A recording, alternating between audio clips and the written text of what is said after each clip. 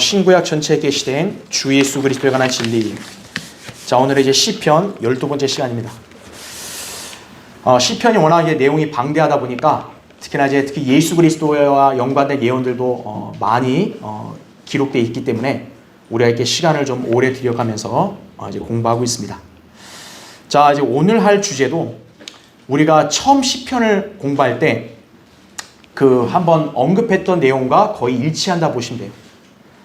그러니까 시편에 있는 예언들이 이렇게 그냥 모든 예언들이 다 수록됐다기보다는 주로 그리스도의 재림과 연관된 그런 내용들이 여러 가지가 반복해서 등장하고 있다, 이렇게 보시면 돼요.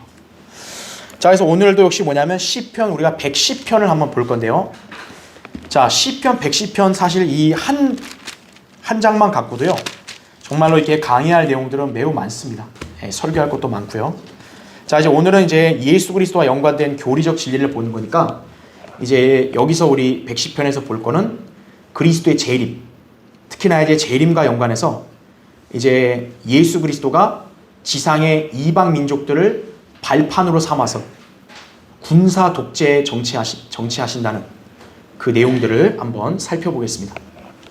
사실 이 주제는 일반 교회들이 볼 때는 상상하기 어려워요. 일반 교회들이나 세상이 보는 관점에 예수 그리스도는 그냥 아기, 그렇죠? 또 이웃 사람, 무슨 사회 운동, 그냥 단순히 이렇게 한 분으로만 여기기 때문에 그리스도께서 군사 독재자라는 말을 쓰면은 무슨 뭐 예수님이 저 북한의 김정은 정권이란 말인가 그렇게 오해하는데 그게 아닙니다. 다시 말하면 천년왕국 때 그리스도가 통치하실 때는 무슨 민주주의라 해가지고 무슨 민족들에게 표를 얻고 그렇게 정치하는 게 아니라는 거예요. 그분이 절대적인 권위와 권세를 갖고 이제 통치하시기 때문에 그분의 권세에 반하면 그냥 멸망하는 거고요. 그분의 권세에 순종하고 따라가면 그대로 그 완벽한 세상에 살게 되는 것이죠. 그렇죠? 자, 오늘 그 예수 그리스도와 재림과 연관된 이 내용을 볼 텐데요. 자, 교환을 보세요. 첫 번째, 시편에는 소위 메시아 찬양시라고 불리는 시들이 여러 군데 등장한다 그랬어요. 메시아 찬양시라는 게 뭐냐면 예수 그리스도에 관해서 직접적으로 예언한 시들을 말해요. 그리고 그 예언한 시들이 성취될 것도 역시 포함한다라고 보시면 돼요. 그러니까 그리스도의 초림, 재림에 관해서 직접적으로 아주 상세하게 예언한 시를 우리가 메시아 찬양시라고 합니다. 그래서 제가 이번 시편 처음 시간 때 한번 제가 언급했기 때문에 따로 설명 안 드리고요. 그런 시들이 여러 군데가 등장하는데 이 시편 110편은요. 그 중에서도 그리스도의 신성 그리고 그리스도의 재림과 천년 통치에 관해서 예언하고 있다, 이렇게 보시면 됩니다. 자, 그러다 보니까 소위 후천년주의, 무천년주의자들 있잖아요.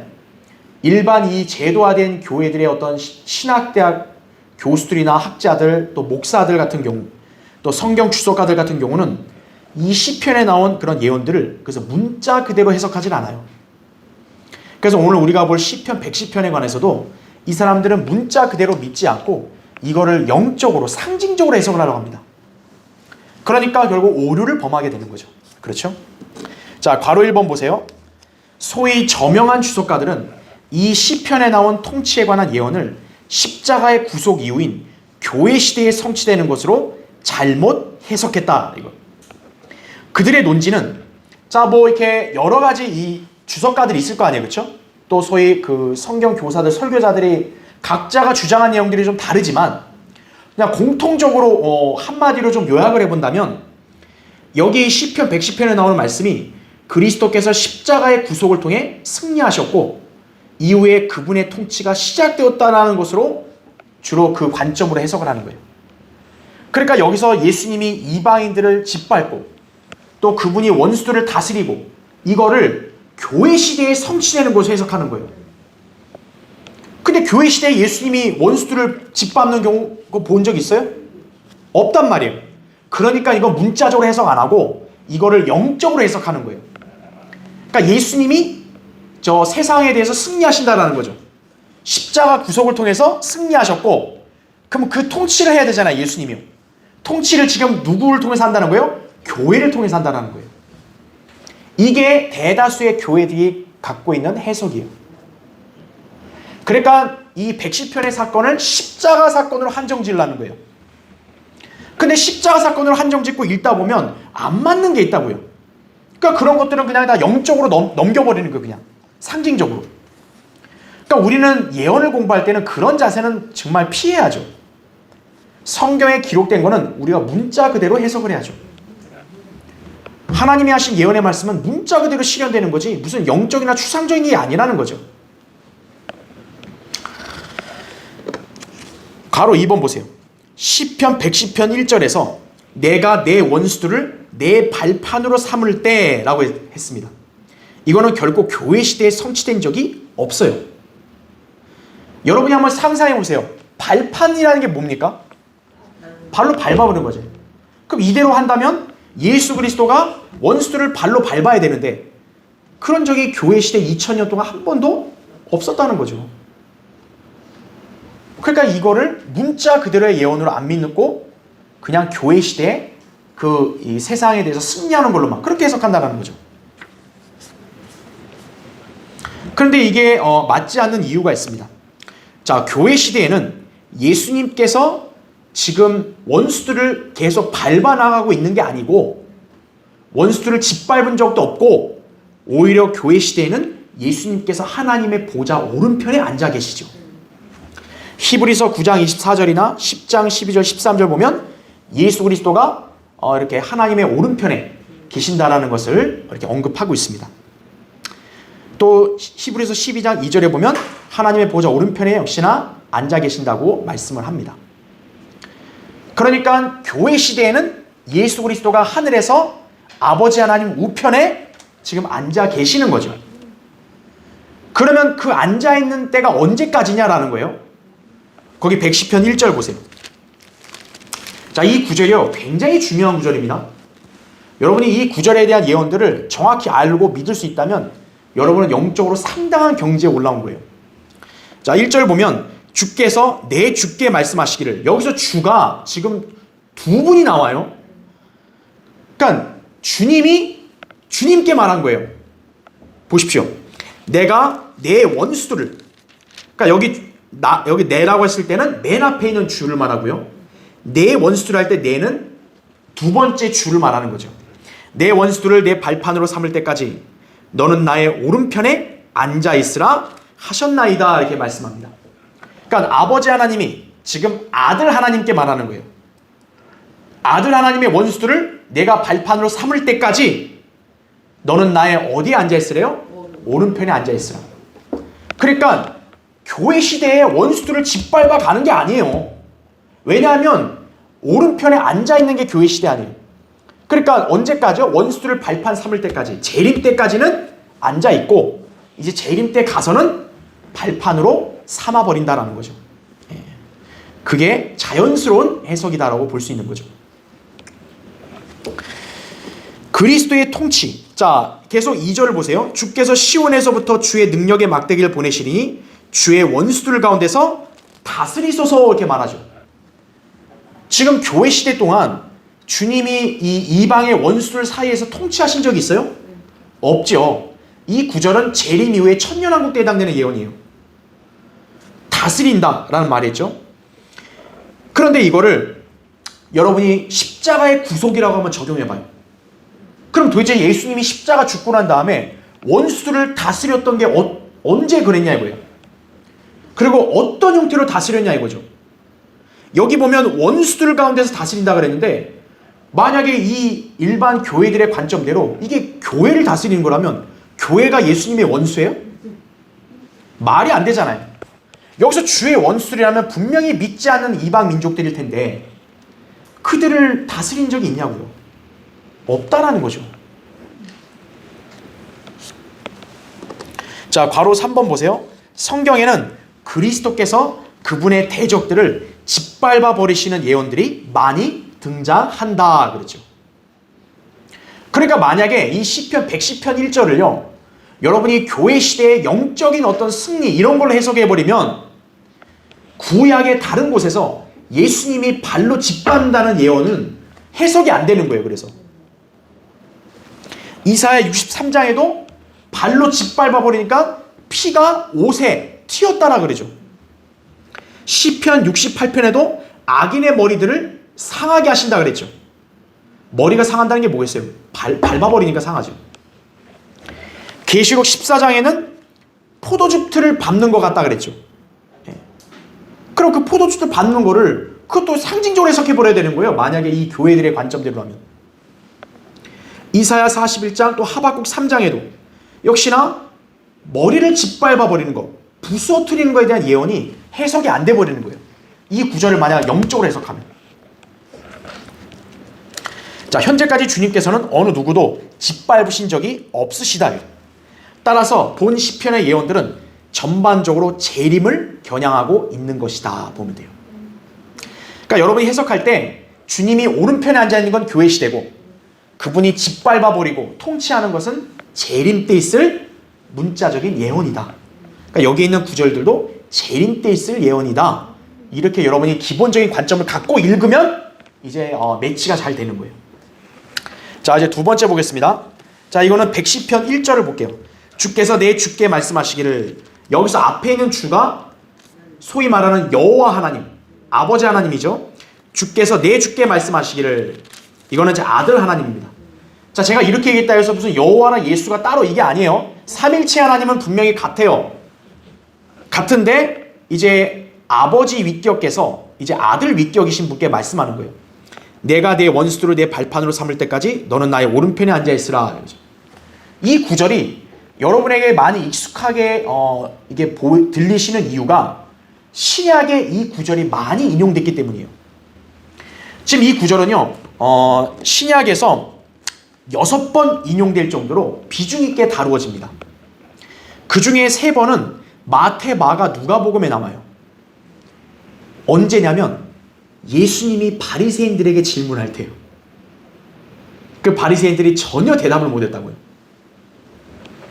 그리고 사도행전 2장에는 베드로가 이 시편의 예언을 다시 한번 인용을 해서 여기서는 110편이 다윗의 시라 그랬잖아요. 제가 계속 강의했죠. 다윗이 자기 자신에 대해 말하는 것뿐만 아니라 자기가 아닌 예수님에 대해서 마치 자기 것처럼 말한 경우가 있었다 그랬죠. 그게 바로 이 시인 거예요. 그래서 베드로는 사도행전 2장에서 이 구절을 인용하면서 여기에 이 사람은 다윗이 아니라 그리스도라라고 다시 한번 확증을 진 거예요. 그리고 히브리서에도 주님이 오른편에 앉아 계신다는 말씀이 또 언급이 되고 있죠. 그래서 지금 이 구절이요, 굉장히 신약에서도 많이 인용됐다는 얘기는 비중이 있다라는 거예요. 자, 그럼 왜 그런지 볼게요.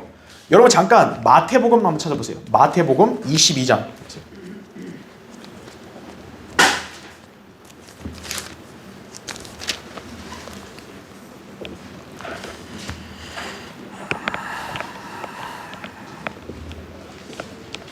마태복음 22장 41절부터 46절을 볼게요. 바리새인들이 함께 모여 있을 때에 예수께서 그들에게 물어 말씀하시기를 너희는 그리스도에 관하여 어떻게 생각하느냐? 그가 누구의 아들이냐고 하시니 그들이 주께 말씀드리기를 다윗의 아들이니다라고 하더라 이거죠. 여기 그리스도는 히브리어로 메시아, 기름 부음 받은 자 똑같은 뜻이에요. 그러니까 너희들이 그렇게 갈망하는 메시아가 누구의 아들이냐 이거예요. 바리새인들은 일단 정확히 알고 있었던 게 다윗의 아들이다 그랬어요. 근데 예수님은 그걸 부정 안 했어요. 맞다 그랬어요. 그런데 더 중요한 게 있는 거예요. 43절. 주께서 그들에게 말씀하시기를 그러면 어찌하여 다윗이 영 안에서 그를 주라 부르며 말하기를 주께서 내 주께 말씀하시기를 내가 내 원수들을 내 발판으로 삼을 때까지 너는 나의 오른편에 앉아있으라 하였겠느냐 이거죠. 지금 시편 110편 1절이잖아요. 이게 우리가 아까 읽었던. 지금 예수님은 이 구절을 그리스도께 해당되는 걸로 지금 그분 자신에게 해당되는 걸로 해석하셨어요. 그러니까 우리는 여기서 이견을 달 필요가 없어요. 시편 110편은 다윗이 말하는 다윗 자신에게가 아니라 예수 그리스도를 말하는 거예요. 분명히. 그런데 여기서 의문을 다는 거죠. 너희 말대로 45절 보세요. 그러므로 만일 다윗이 그를 주라 부른다면 어떻게 그가 다윗의 아들이 되겠느냐고 하시니 이거죠. 주께 단 한마디도 대답할 수 있는 자가 없고 그날부터 더 이상 주께 감히 묻는 자도 없더라 이렇게 말씀합니다. 아니야, 입을 닫아버리게 한 거죠. 아예 주님이. 성경에서 가장 위대한 질문이에요. 여러분이 상식적으로 한번 생각해 보세요. 거기 괄호 2번 보면요, 동양 사회에서 아버지가 자기 아들을 어떤 상황에서도 주라고 부르지 않습니다. 아니, 우리나라 사회에서도요, 아버지가 자기 아들한테 주님이래요? 다윗이 분명히 조상이고 메시아가 다윗의 씨, 다윗의 아들, 후손으로 오기 때문에 사실 계보로 따진다면 메시아인 그리스도는 다윗보다 한참 후대 사람이에요. 동양 사회의 위계 질서에 따르면 다윗한테 그리스도는 함부로 말할 수 있는 사람이 아닌 거죠, 원래가. 그런데 거꾸로 다윗이 한참 자기 후손에게 뭐라고 얘기해요? 오히려 주님이라고 말을 합니다, 다윗이. 그래서 지금 유대인들에게 그 질문을 던지는 거예요. 너희들 말대로 그리스도가 다윗의 아들이면 왜 다윗이 영안에서 그를 주님이라 불렀냐 이거예요. 자기 후손인데. 그 질문에 바리새인들이 대답해요? 못해요? 못하는 거예요. 그들은 그리스도를 그냥 다윗의 아들로밖에만 모르는 거예요. 그러면 괄호 3번 보세요. 예수님의 질문에 대한 이 유일한 해답은 과연 뭐가 될까요? 예수님은 다윗의 아들이라는 점을 부정하지 않았어요. 그렇지만 다윗이 바로 그 그리스도를 주라고 불렀다라고 또 이렇게 강조합니다. 그러니까 메시아이신 예수 그리스도, 그분은 다윗의 아들임과 동시에 주가 된다는 거죠. 다윗에게서는 주님이 된다는 거죠. 분명한 것은 다윗이 자기 자손 중에 하나를 주라고 불렀다는 것을 하나님께서 허락하셨다는 것이죠. 왜냐하면 예수님 말씀대로 다윗이 육신적으로 말한 게 아니라 영 안에서 자기의 후손 그리스도, 앞으로 올 메시아를 주라고 불렀다라는 거죠. 하나님이 그렇게 하라고 하신 거예요. 이것은 곧 그 다윗의 아들이 다윗의 육신적인 씨는 아니라는 점을 암시해 주는 것이다. 괄호 3번. 따라서 예수님의 질문에 대한 유일한 해답은 메시아께서 다윗의 아들이시면서 또한 다윗의 주가 되신다는 것이다. 말하자면 예수 그리스도께서는 다윗의 아들일 뿐만 아니라 하나님의 아들도 되심을 여기서 말씀하신 것이다 이거죠. 그래서 다윗은 자기 자손으로 오실 메시아를 향해 주라고 불렀던 거예요. 단순한 다윗의 육신적 아들이 아니라는 거죠. 다윗의 씨를 통해서 그 계보로 나오지만 그분의 본질은 성령으로 잉태된 하나님의 아들이라는 거죠. 곧 하나님이시라는 거죠. 그래서 그분이 다윗의 아들로 불리지만 사실 그분은 하나님의 아들이시기도 하기 때문에 다윗은 그를 주님, 하나님 이렇게 불렀다라는 거예요. 그래서 메시아를 그냥 단순히 다윗의 아들로 알면 그 사람은 굉장히 착각 속에 빠진 거고, 그건 괜히 오해한 거죠. 그리스도는 하나님의 아들이시다라는 거예요. 이거를 강조하는 거예요. 괄호 4번 보세요. 시몬 베드로는 자신의 청중들에게 다윗이 자신에 관해 쓴 것들이 전혀 다윗에게 적용되지 않는다는 것을 알려줄 때 이것을 분명히 했다. 그것들은 예수 그리스도에 관해 기록된 것이다. 이렇게 제가 표시해놨죠. 사도행전 2장 25절부터 36절에 보면 시편에 있는 다윗의 시를 베드로가 인용을 해요. 근데 그때 베드로가 하는 말은 다윗이 선지자이기 때문에 미리 앞을 내다보고 그리스도에 관해서 예언한 거다라고 언급을 하는 거예요. 그러니까 시편에서는 다윗의 시라고 나와 있지만 성령님께서는 예수님과 베드로를 통해서 지금 여기 시편 110편은 다윗이 아니라 예수 그리스도에 관해서 말한 것이다 라고 친히 해석을 해주는 거죠. 그러니까 우리는 성경을 성경으로 해석한 그대로 믿어야죠. 괄호 5번 보십시오. 한편 이 구절은 예수 그리스도의 신성을 언급함과 동시에, 자, 예수 그리스도의 신성을 언급했다는 이유가 뭐예요? 방금 제가 얘기한 대로 예수님 그분이 바로 이 구약의 예언대에 따라 단순한 다윗의 육신적인 씨가 아니라 그분은 하나님의 아들이시다라고 말씀했기 때문에 이 구절은 사실 그리스도의 신성을 강조하는 거예요. 동시에는 예수 그리스도의 재림까지 예언한 구절이다. 왜냐하면 원수들을 발판으로 삼으려면 재림 때 있어야 된다는 거죠. 지금 교회 시대는 원수들을 발판으로 삼으신 때가 아니라 하나님의 오른편에 앉아서 기다리는 시기이기 때문이다. 그렇죠? 바로 이분이 왕으로 통치하실 메시아요 하나님의 아들이라는 사실을 보여준 것이다. 그렇죠? 만약에 바리새인들의 그런 관점대로 그냥 예수님을 다윗의 아들로만 알면 문제가 생기죠. 어떤 문제가 생겨요? 만약 예수님이 그냥 단순한 다윗의 아들이면 예수님은 요셉이 육신의 아버지가 되는 거예요. 요셉과 마리아 사이에서 그냥 육신적으로 잉태한 것밖에 안 되는 거예요. 왜냐하면 다윗의 후손이 바로 요셉이거든요. 그러니까 그냥 다윗의 육신적인 아들, 후손이라면 예수님은 요셉의 아들이 돼버리는 거예요. 안 맞죠? 그리고 여러분 예전에 제가 몇 번 강의할 때 언급했지만 예레미야 22장 30절에 보면 솔로몬의 후손들 중에 여코냐 왕에 대해서는 하나님이 저주했어요. 앞으로 너의 씨에서는 왕이 태어나지 않는다고 그랬어요. 그 여코냐의 후손이 바로 마리아의 남편 요셉이거든요. 그러니까 만약에 요셉에게서 예수님이 났다면 예수님은 왕으로서의 정당성도 없는 거예요. 그래서 예수 그리스도가 단순한 다윗의 아들이면 안 되는 거예요. 그분은 성령으로 잉태된 하나님의 아들이시고 다만 다윗의 언약에 따라 그 계보에서 다윗의 아들로 나왔을 뿐이다라는 거죠. 그렇게 여러분이 알고 계시면 됩니다. 자, 밑에 세 번째 보십시오. 주께서 시온에서부터 주의 능력의 막대기를 보내시리니 주의 원수들 가운데서 다스리소서 이렇게 말씀합니다. 이게 이제 아까 우리 읽었던 2절이죠. 2절의 그 예언은 천년왕국을 겨냥하는 거예요. 왜냐하면 주께서 어디에서부터 보낸대요? 시온이란 말합니다. 시온은 다른 말로 예루살렘이죠. 마태복음 5장 35절에는 예루살렘을 위대한 왕의 도성이라고 말합니다.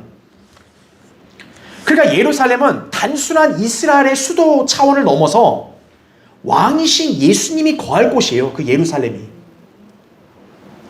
그래서 이 세상은요 지금 그 예루살렘을 굉장히 호시탐탐 다 노리려고 하는 거예요. 왜냐하면 그 예루살렘이 진정한 왕의 도성이기 때문이에요.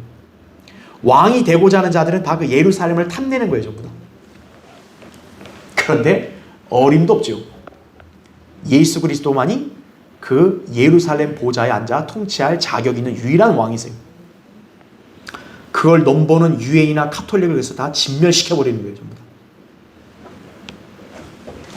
자, 그리고 원수들은 천년왕국 때 땅 위에 있을 이방 민족들이다 그랬죠. 자, 원수들 분명히 이렇게 이스라엘 민족과 예수 그리스도에 대한 걸 잘 몰랐던 사람들이겠죠. 근데 어쨌든 그 사람들도 가까스로 천년왕국에 유입되면 어쨌든 이방 민족들 아니에요. 그들도 그리스도의 통치 아래 있어야 된다는 거죠. 지금 여기 나온 대로 주의 능력의 막대기를 보내신다 그랬죠. 여러분 막대기는 부드러운 거예요? 아니면 굉장히 엄격한 거예요? 엄격한 거죠. 예수님은 사람들에게 아부해서 통치하는 분 아니에요. 지금 이 정치인들 하듯이요. 예. 막 이렇게 샤바샤바 해가지고 그걸 통치하시는 분 아니에요. 막대기로 이렇게 때리시면서 통치하시는 거예요. 그래도 말 안 들으면 이제 불못으로 가는 거고요. 무섭게 통치하신다는 거죠. 자, 우리가 시편 2편에서 예수 그리스도의 그런 무서운 철권 통치에 대한 내용을 봤죠. 시편 2편에 보면 아들에게 철장으로 다스릴 권세를 준다 그랬어요. 그러니까 예수 그리스도가 철장으로 다스리는 거예요. 엄청난 무기로 다스리는 거죠. 그러니까 말 그대로 군사 독재인 거예요. 그래서 시편 2편 12절에 보면 아들에게 입맞추라 그러죠. 아, 나는 교황에게 입맞출 건데요? 그럼 그냥 죽는 거예요. 아, 나 우리나라 대통령에게 입맞출 건데 그럼 죽는 거예요. 누구에게 입맞추라는 거예요? 오직 아들에게. 군사 독재 정치를 하시는 거죠. 자, 그 내용을 여러분이 알고 있다면 이 110편 2절의 예언도 이해하기 어렵지 않은 거예요. 막대기를 원수들 가운데 보내서 다스린다. 그분이 무섭게 재림 때 통치하신다는 것을 암시하는 거예요. 자, 밑에 네 번째 보세요. 주의 권능의 날에 주의 백성들이 아침의 태로부터 나온다 이렇게 말씀하죠. 자, 여러분 또 여기서도 재림에 관한 그런 연상되는 그런 용어들을 알아야 돼요. 일단 권능의 날이라 그랬죠. 예수 그리스도께서 권능의 날이 되실 날은 언제겠어요? 초림 때가 아니죠. 초림 때는 고난을 받으시고 수치를 받으시고 죽으신 날이에요. 권능의 날은 재림 때죠. 그분이 영광과 권세 가운데 내려오시는 재림 때가 권능의 날이죠. 벌써 재림에 대한 예언이라는 것을 알려주는 거죠. 그분은 만왕의 왕 또 만주의 주로서 이 땅에 오실 것이다. 계시록 19장 16절에 나와요. 만왕의 왕이면 뭐겠어요? 왕들 중에서도 왕이라는 거죠. 만왕. 모두 왕들 중에서 왕이시다 이거죠. 만주의 주다 이거죠. 또한 그분의 재림은 아침과도 연관되어 있다. 제가 시편 강의할 때 누누이 말씀드렸죠. 아침은 재림을 항상 이렇게 상징한다 그랬죠. 왜 그러냐면 바로 아침에 뭐가 떠오릅니까? 태양이 떠오르죠. 태양이 누구의 예표예요? 예수 그리스도의 예표이기 때문에 그래요. 마태복음 13장 43절에 보면 천년왕국 때 이제 주님이 재림하시고 이제 그 의인들은 해처럼 빛난다 그럽니다. 왜냐하면 해가 누구기 때문에요? 예수 그리스도이기 때문에 그분을 믿는 성도들은 그 빛을 받으니까 빛나는 거죠.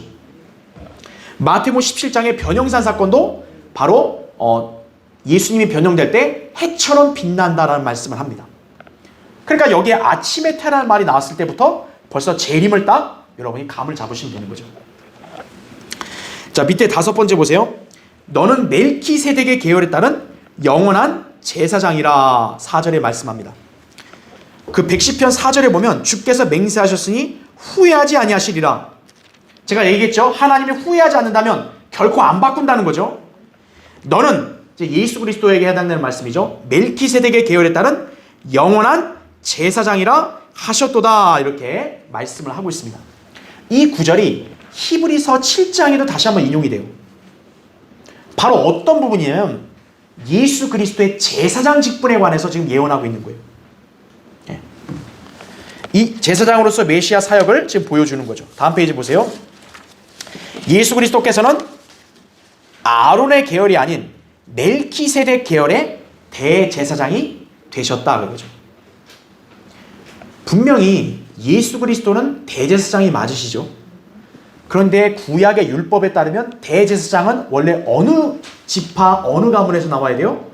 레위 지파의 그것도 아론의 계열에서만 나오는 거예요. 제사장은. 그럼 만약 예수님이 율법에 따른다면 아론의 후손으로 이 땅에 태어나셨어야 돼요. 근데 그분은 아론의 자손으로 태어난 게 아니죠. 다윗의 자손으로 태어났죠.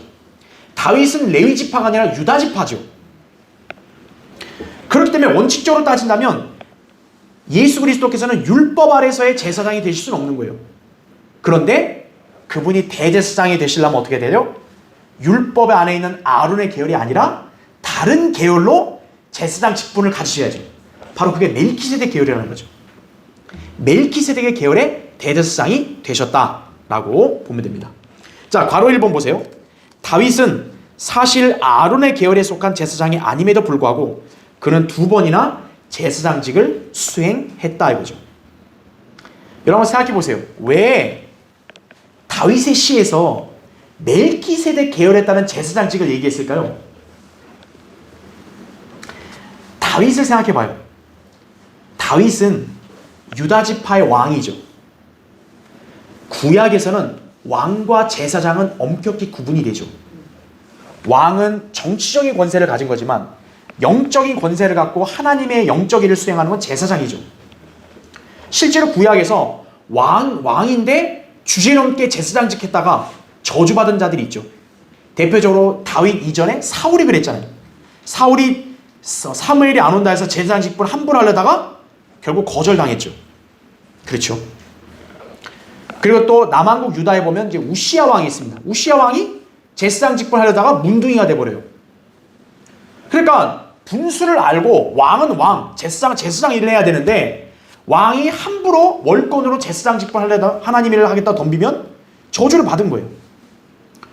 자, 그렇게 따진다면 다윗도 원래는 제사장이 아니니까 제사장 일을 하면 안 되죠. 그런데 예외적으로 다윗은 제사장의 일을 2번이나 해요. 근데 다윗은 저주받았어요? 안 받았어요? 안 받았습니다. 하나님이 승인을 한 거예요. 즉 하나님께서 다윗의 제사장직을 승인한 거예요. 사무엘상 21장에도 제사장들 외에 먹어서는 안 되는 빵을 먹었잖아요. 제단의 빵을. 그런 제사장 외에는 다른 사람 건들면 죽거든요. 다윗은 배고프다 해서 그걸 먹었는데 안 죽었어요. 하나님이 허용하신 거죠. 또 사무엘하 24장에 보면 다윗이 이제 백성을 계수하는 죄를 져서 전염병으로 7만 명 죽고 나니까 자기가 하나님께 제단을 쌓지요. 하나님이 그걸 허락하시죠. 다윗이 유다 지파 출신인데도 제사장 직분을 했잖아요. 바로 그 다윗과 유사한 인물이 멜키세덱인 거예요. 왜 그러냐? 다윗이 유다의 수도인 예루살렘을 다스린 왕이잖아요. 멜키세덱도 뭐냐면 유다의 수도인 예루살렘의 왕이에요. 멜키세덱이 뭡니까? 첫째는 의의 왕, 그 다음은 살렘 왕, 화평의 왕이라 그러죠. 살렘이 어느 도시예요? 바로 예루살렘이에요. 멜키세덱은 예루살렘의 왕이에요. 그리고 다윗과 멜키세덱은 선지자, 제사장, 왕이라는 이 완전한 조합에 있어서도 굉장히 유사하다는 거죠. 그래서 이 멜키세덱에 관한 언급을 다윗이 했다는 것은 그냥 우연이라고 볼 수 없어요. 뭔가 연관성이 있는 거죠. 그러면 왜 다윗과 멜키세덱이 연관성이 있냐? 바로 그 두 인물들이 누구를 예표하기 때문이에요? 예수 그리스도를 예표하기 때문이에요. 괄호 2번 보세요. 구약에서 선지자, 제사장, 왕의 세 직분을 수행한 사람들 고르라면 모세하고 다윗이죠. 모세도 여수론에서 왕이라 그랬어요. 신명기 33장 15절에 보면.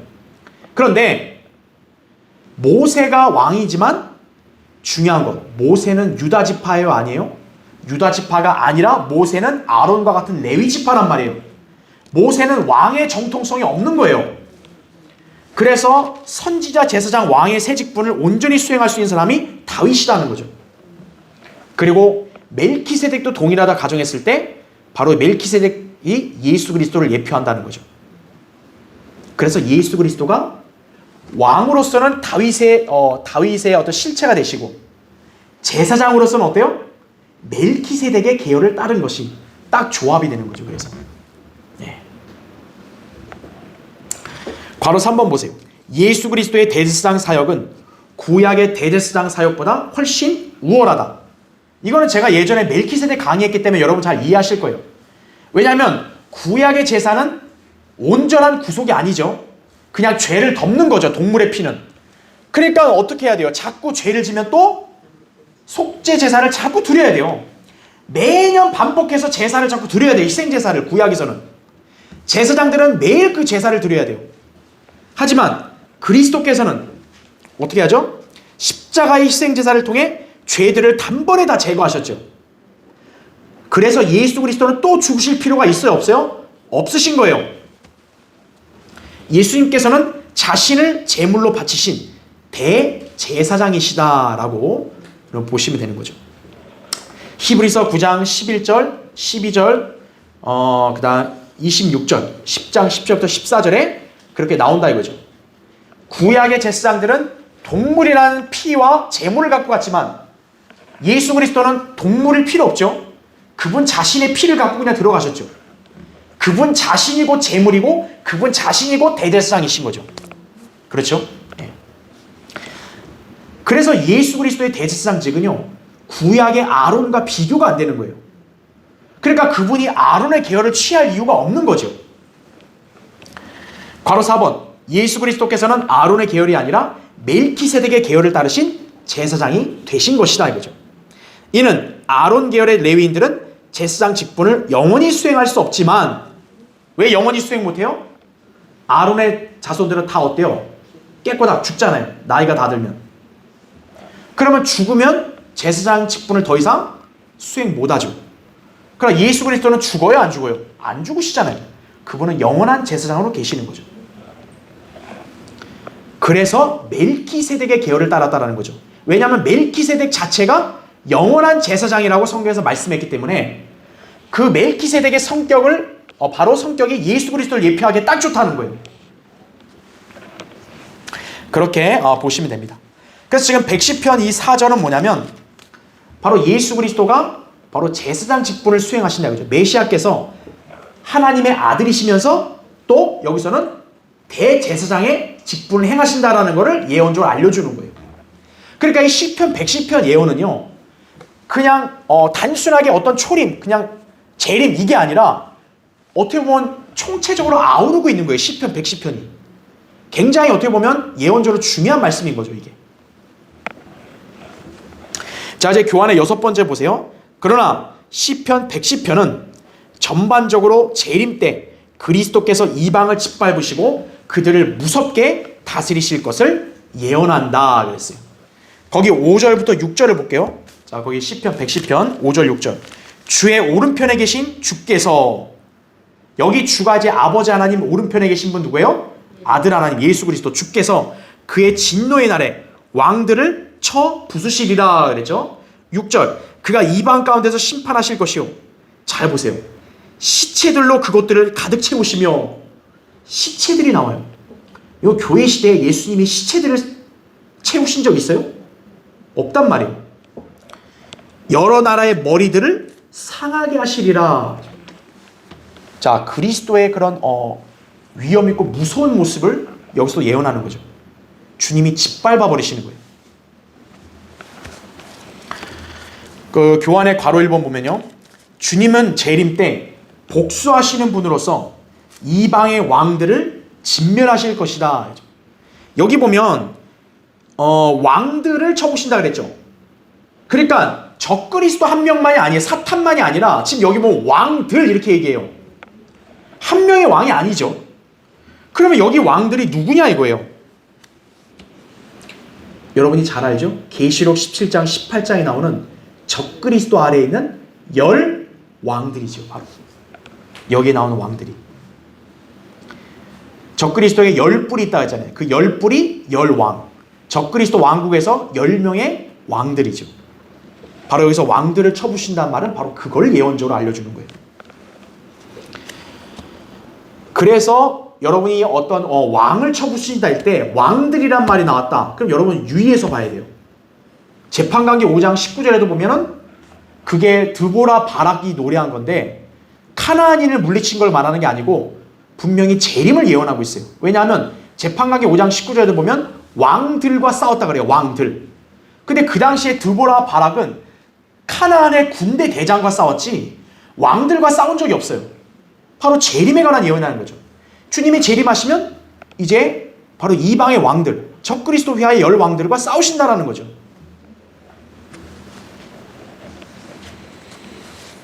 바로 2번 보십시오.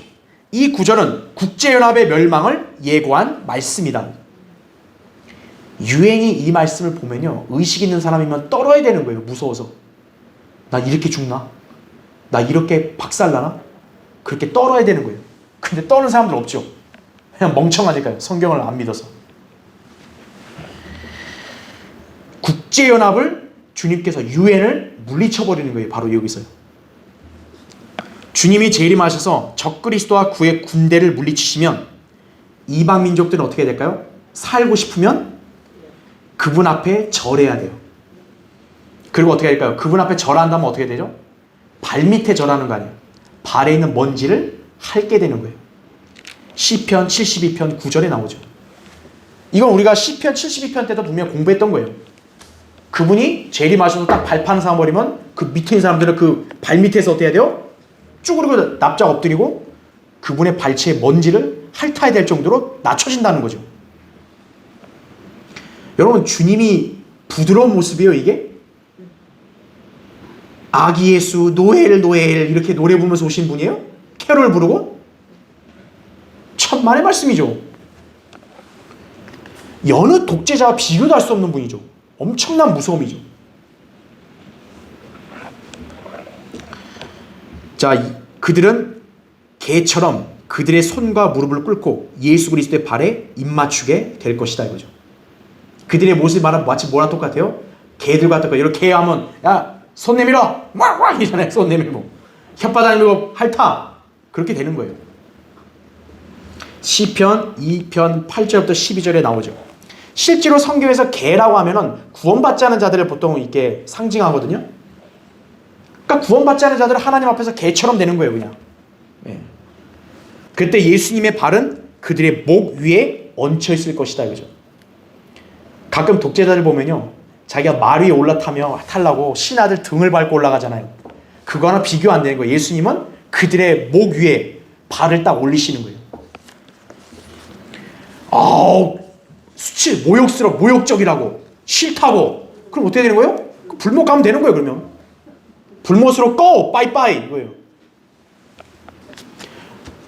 싫은데요? 빨간 띠 메고 덤벼요? 그럼 가는 거예요, 그냥. 예.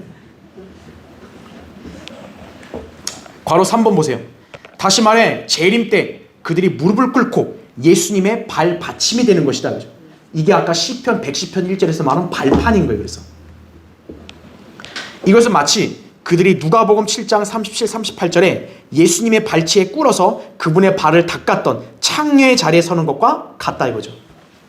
누가복음 7장에 보면 예수님이 그 바리새인과 식사하는데, 종교 지도자가 초대해서 식사하는데 어떠한 여자가요 와가지고 눈물로 막 회개해가지고 하면서 막 예수님의 발에 향유 붓고 막 머리카락 닦고 이러니까 거기 앉아있는 그 종교 지도자가 예수님은 이게 악한 죄인이란 거 알까? 그랬단 말이에요. 예수님께서는 비유를 들어서 이게 더 큰 죄인이 더 용서를 회개하면 용서 많이 받는다, 이제 그 얘기 하신 거 아니에요? 바로 그 여자가 어때요? 예수님의 발 앞에서 발에다 입 맞추고 막 발을 닦고 그랬단 말이에요. 창녀의 위치였단 말이에요. 창녀가 그런 위치에 있었죠. 바로 재림하시면 이방 민족들, 특히 그 원수들이 그렇게 해야 되는 거예요, 그분 앞에서. 바로 4번, 예수님께서 재림 때 이방 나라들을 심판하실 것이며, 당연하죠.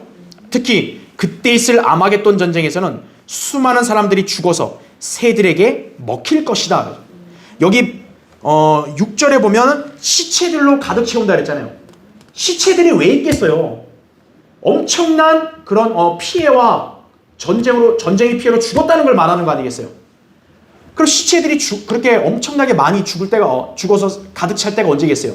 재림 때라는 거죠.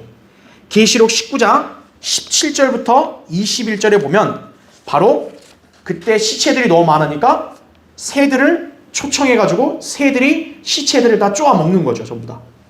예. 또한 중요한 거요, 여러 나라의 머리들을 상하게 한다라는 말씀이 있습니다. 여러 나라의 머리들을 상하게 한다. 머리를 이렇게 상하게 하는 것은 바로 어떤 예언과 연관됐어요?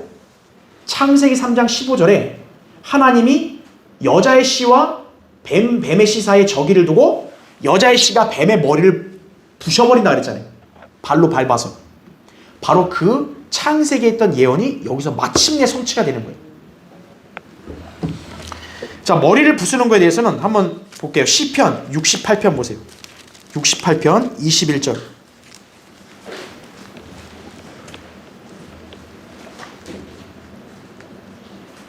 시편 그 앞에 껴놓으시고 68편 21절.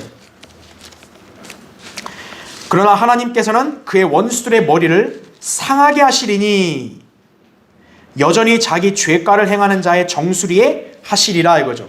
원수들의 머리를 상하게 한다 그랬죠. 짓밟으시니까, 위에서 짓밟아버리니까 머리가 상하게 되는 거죠.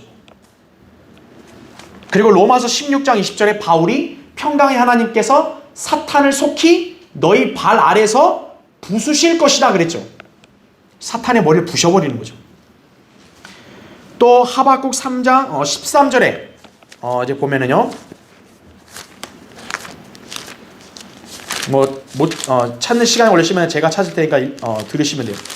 하박국 3장 13절에 보면 주께서는 주의 백성의 구원을 위하여 곧 주의 기름 부음 받은 자와 함께하는 구원을 위하여 나가시어 그 기초를 끝까지 드러내심으로써 악인의 집에서 그 머리에 상처를 입히셨나이다. 셀라 그럽니다. 하박국에 셀라란 말이 나와요. 왜냐? 셀라가 재림과 연관되어 있기 때문에. 여기 악인의 집에서 그 머리에 상처를 입힌단 말 나오죠. 그래서 하나님께서 사탄을, 또 주님이 재림할 때 원수들을 머리를 부셔버리는 거예요. 여러분이 그걸 예표적으로 연상하려면 뭘 보면 되냐? 다윗과 골리앗을 보면 되는 거예요. 다윗이 골리앗을 어떻게 죽인 거예요? 물매를 던지니까 골리앗의 머리에, 이마에 관통을 해서 죽어버리죠. 머리를 부셔버리는 거예요, 바로. 자, 그러니까 여기에 여러 나라의 머리를 상하게 한다. 바로 사탄과 그의 악한 세력들의 머리를 짓밟아버리는 것과 연관되어 있다는 거죠. 그러니까 시편 110편 1절은요, 교회 시대의 무슨 영적 승리가 아니라는 거예요. 여기 구약이나 신약의 다른 예언들에 비춰봤을 때 이거는 명백히 재림 때 주님이 문자적으로 그 이방 왕들을 짓밟으시는 걸 말씀하는 거예요. 그분이 짓밟아버리고 남아있는 이방인들에게 어떻게 하시겠어요? 야, 나 좀 지지해주라 그러겠어요? 그냥 강하게 통치하시는 거죠. 그분이 의와 거룩함과 의와 공의로 통치하는 걸 거부하면 죽는 거고, 그대로 따르면 천년왕국 들어가는 거죠. 그렇죠? 자, 그렇게 보시면 됩니다. 이제 110편 마지막 7절을 보겠습니다. 여러분 거기 7절을 펴주시고요. 7절에 있는 말씀은요, 참 어려워요. 수수께끼 같은 말씀이기 때문에 이거를 정확하게 해석할 수는 없고 그냥 여러 가지 이렇게 근거 있는 그런 내용들로만 한번 이렇게 살펴보려고 해요. 110편 7절 보면 그가 길에 있는 시냇물을 마시리니 그러므로 그가 머리를 드시리라, 이렇게 말씀하고 있습니다. 분명 여기에 그가 예수 그리스도를 말한다고 치면은 길에 있는 시냇물을 마신다 이렇게 나오잖아요. 머리를 든다. 실로 이게 좀 난해한 구절이에요. 뭐 이거는 구체적으로 어떻게 설명할 방법이 없어요. 그렇다고 해서 우리가 이걸 안 믿으면 되겠어요? 믿어야죠. 분명히 110편 전체가 재림에 관한 예언이면 이것도 역시 재림 때 있을 예언인 거예요. 그 교환을 보시면 괄호 1번, 일단 예수님이 재림 때 시내를 건너신다, 시내가를 건넌다는 것을 일단 우리가 알 수 있어요. 7절을 보면. 그렇죠? 그럼 그게 어떤 연관성이 있냐면 괄호 1번 볼 때 6절에 우리가 시체들이란 말이 나오잖아요. 시체들. 근데 시체들이란 말이 예레미야 31장 39절에 보면 측량줄이 그 맞은편에 가서 가렙산에 이르며 고앗을 두르리라. 마지막 40절 보세요. 시체들과, 역시 시체들이 나와요. 그 다음에 쟤들의 온 계곡과, 자 마지막 뭐가 나옵니까? 키드론 시내와 동쪽을 향한 말문 모퉁이까지 이르는 모든들이 주께 거룩하게 되리니 그랬습니다. 동쪽을 향한 문이라면 예루살렘 동문을 말하는 거죠. 그러니까 지금 여기 보면 시체들을 포함해서 계곡, 그 다음에 시내가 키드론 시내가 나오죠. 그 다음에 동쪽을 향한 문들이 나오죠. 이 구절을 근거로 봤을 때 주님이 동쪽 문을 통과하시는 건 맞잖아요. 일단 재림 때. 그렇죠? 그럼 그 전에 키드론 시내가를 건너는 게 아니냐, 이렇게 근거 있게 한번 유추해 볼 수 있다는 거죠. 왜냐하면 시체들이 널브러져 있는 건 분명히 재림 아니에요. 아까도 봤듯이 재림 때 주님이 진멸시키면 유엔의 2억 군대가 죽으면 시체가 얼마나 많겠어요. 근데 그 시체들과 함께 키드론 시내라는 말이 나와요. 자, 괄호 2번 보세요. 여기서 이 키드론 시내가 바로 어떤 시내냐면 예수님께서 고뇌하며 기도하신 겟세마네 동산에 가시던 도중에 건너신 시내예요. 여기가 요한복음 18장에 보면 이제 겟세마네 들어가기 전에 키드론 시내를 건너서 갑니다. 그 옆에 있는 게 키드론 시내예요. 민족들의 심판 장소가 여호사밧 골짜기라는 사실을 생각한다면 요엘서 3장 2절에 이제 주님이 재림하시면 양, 염소, 민족들의 심판을 하시잖아요. 그게 여호사밧 골짜기에 산다고 요엘서에 보면 나오거든요. 그렇게 생각해 봤을 때 여기 보면 길에 있는 이란 말, 즉 시냇가가 지금 길에 있다고 말 하잖아요. 그 말은 주님께서 그분의 원수들과 그분의 양들을 심판하러 가시는 길에 거기서 멈추실 것을 의미하는 것 같다 이거죠. 그러니까 여러분 좀 이렇게 연상이 되세요? 그러니까 주님이 재림하시면 이제 왕의 대로 따라 가실 거 아니에요. 그리고 재림하시면서 이렇게 진멸하니까 시체들 많고, 주님이 이제 그러다가 동편을 통해서 이제 요단 건너시고, 그리고 이제 예루살렘 동문을 들어가실 거 아니에요. 그 전에 여기 이제 민족들의 심판하려면 글로 가야 되잖아요. 근데 그러고 심판하러 가시는 길에 잠깐 멈춰서 키드론 시내에 계시는 것, 머무는 것 아니냐, 이렇게 볼 수 있는 거죠. 이 예언에 따르면. 왜냐하면 시편 아까 110편을 보면은 분명히 7절에 길에 있는 시냇물을 마신다 했죠. 시냇물 마시려면 시냇가에 분명히 있어야죠. 잠깐.